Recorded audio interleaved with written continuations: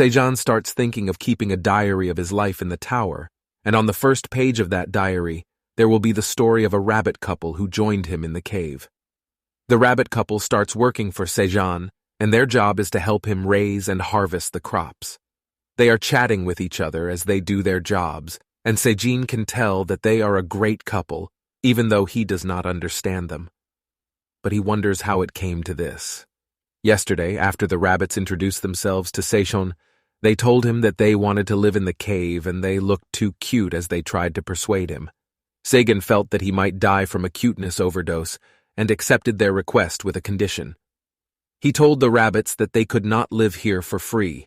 If they helped him in farming, he would consider letting them stay.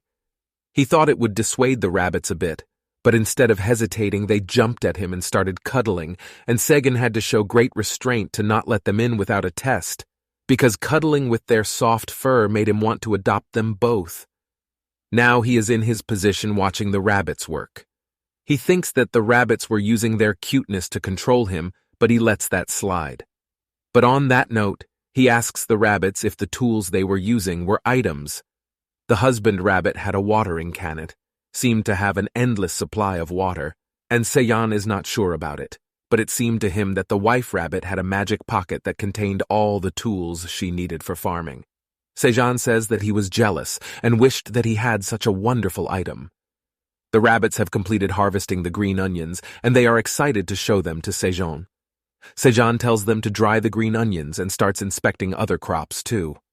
But the rabbits are looking at Sejong with eager and impatient eyes. They are asking him a question, and Sejong understands what they want. He tells them that they passed his test, and now they could live in the cave. The rabbits jump for joy upon hearing the good news and start talking about something. They rush to a corner of the cave, and Sejong wonders what they are up to now.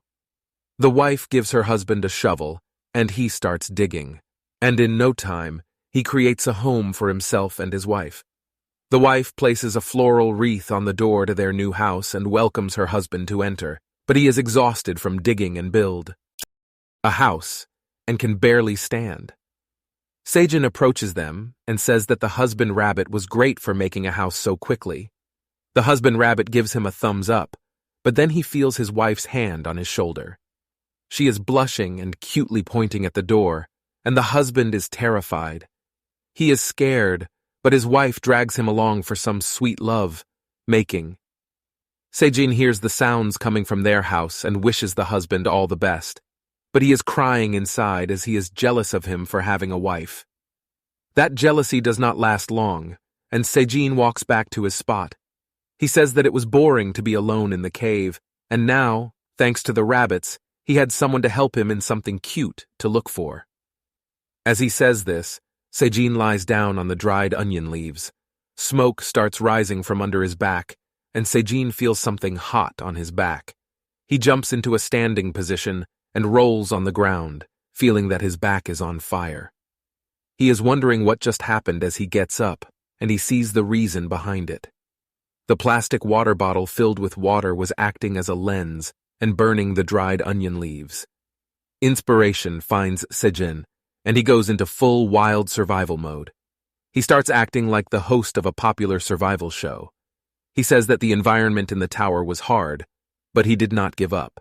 He had a plastic bottle and dried green onions that helped him survive. Coming back to his normal self, Sejong says that he can use the plastic bottle as a convex lens to start a fire. He had learned that from a famous survival show, but it does not work, and Sejong starts to cry and whine. The leaves only gave out a little smoke but did not catch fire. As he sighs, thinking about what he's doing wrong, a small spark lights up, and Sejong has found the missing piece. The rabbits come out of their house and spot Sejong doing something they do not understand. He is blowing wind on the pile of dried leaves, hoping that they catch fire. The rabbits approach him, and Sejong asks them to blow wind on the leaves while he uses the bottle as a lens. They start working together, and Sejong begs for a fire to start.